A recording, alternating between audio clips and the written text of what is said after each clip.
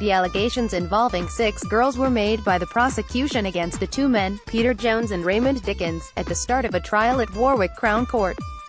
Jones, 55, of Wheelwright Lane, Coventry, but previously from Rugby, has pleaded not guilty to 3 charges of rape, while Dickens, 53, of Langdale Close, Rugby, denies 2 charges of rape.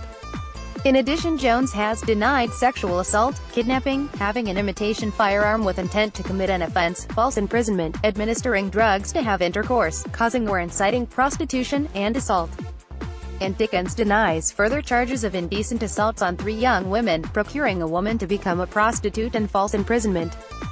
Also in the dock is Helen Thompson, 43, of Warwick Close, Rugby, who has pleaded not guilty to taking part with Jones in the kidnapping of a teenager 20 years ago.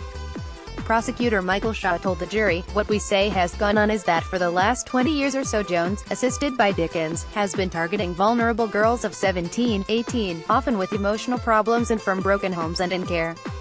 They befriended them by buying electricity for their flats, getting them phone credits, and so on.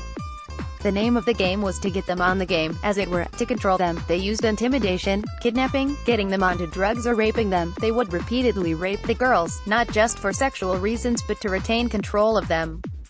They got away with it, on the whole, for about 20 years. Then, you will hear, as so often happens, that what had been eating away at these girls, many of whom had got on with their lives, started to leak out, and partners were told," Mr. Shaw said. One of the alleged victims confided in her partner after watching Danielle Lloyd on TV, a program called In Therapy.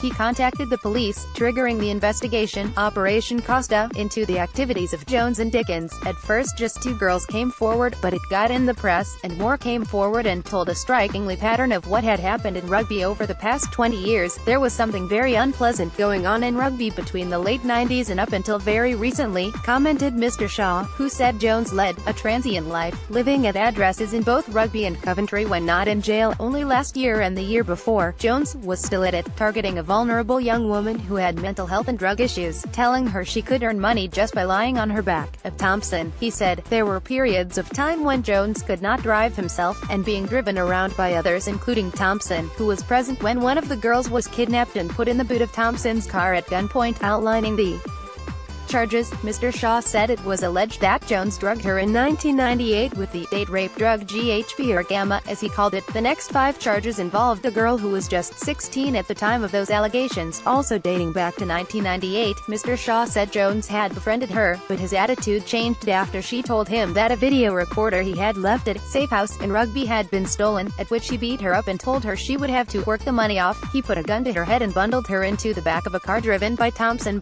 because she wouldn't stop crying, putting her in the boot and taking her back to his flat where he raped her. Mr. Shaw continued that in relation to another girl, who came forward following publicity over Jones and Dickens being charged, it was Dickens who took control of her, in the mid-90s. After befriending her, he had tried to get her to work as a prostitute. Dickens was also said to have forced her to perform oral sex on him and to have raped her in his car in Lovers Lane in Rugby. Another alleged victim, who was not spoken to by the police until recently, said she had been raped by Jones at his flat after allegedly being drugged with Gamma. Another young woman told the police Jones had supplied her with cocaine and alcohol when she was 16 or 17 as he tried to persuade her to work for him as a prostitute. Jones was also said to have caused or incited another teenager to work as a prostitute as recently as last year, and when she refused he is alleged to have sexually assaulted her. The trial is expected to last several